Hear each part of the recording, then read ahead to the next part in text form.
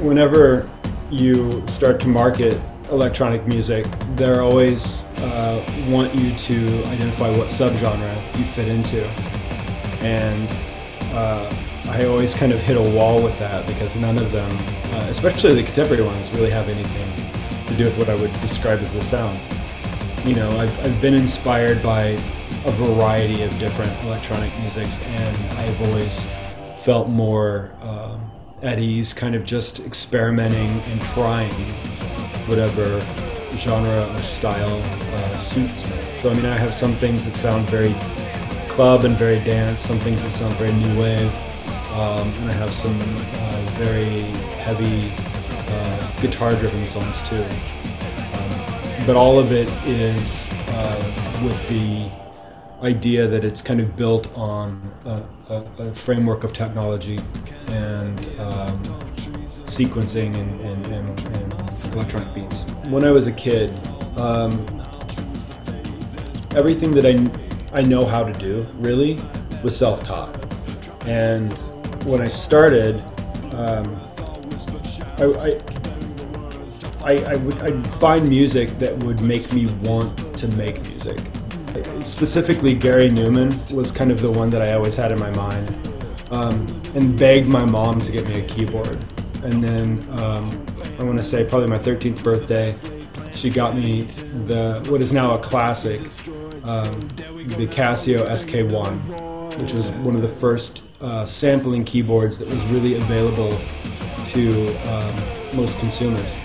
And I started experimenting with sound and taking beats and slowing them down and creating what I, as the 13-year-old, thought was very original music, you know.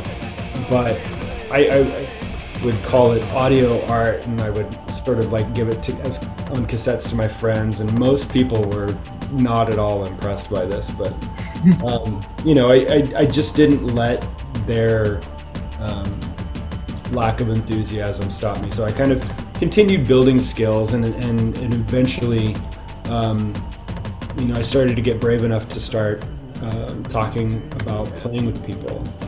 And the first sort of place I found was in playing rhythm guitar in pickup punk bands as a kid. And what was most important out of that scene was originality.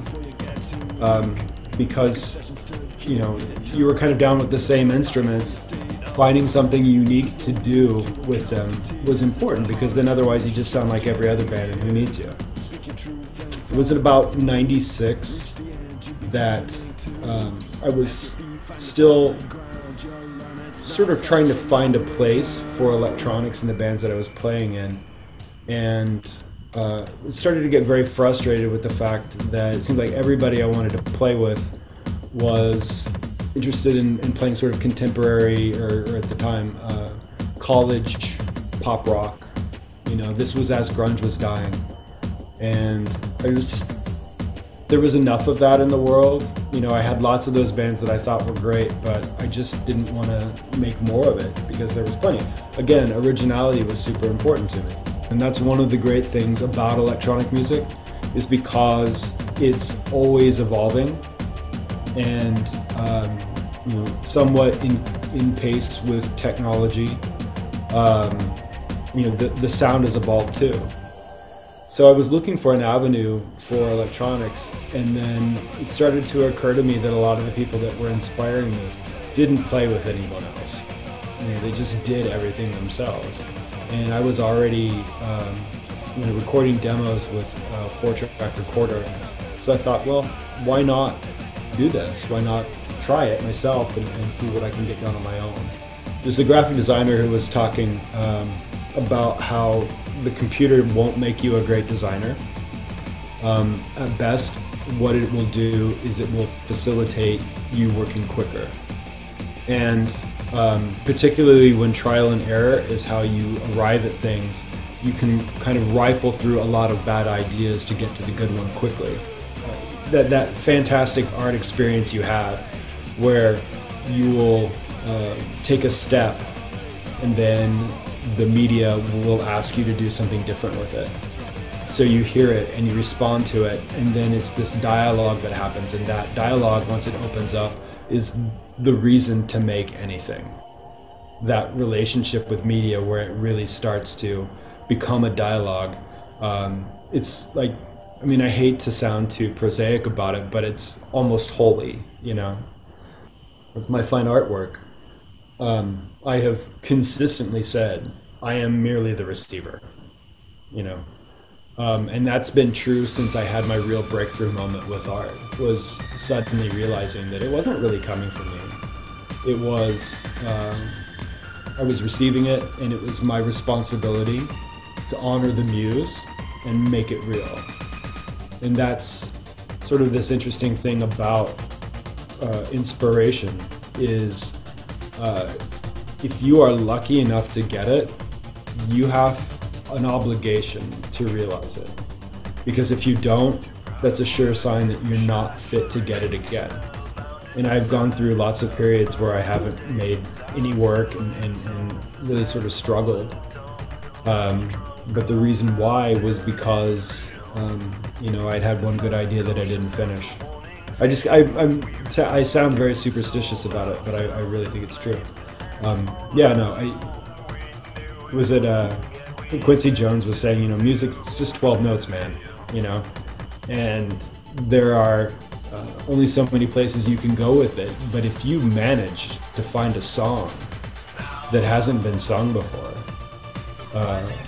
well, you gotta sing it.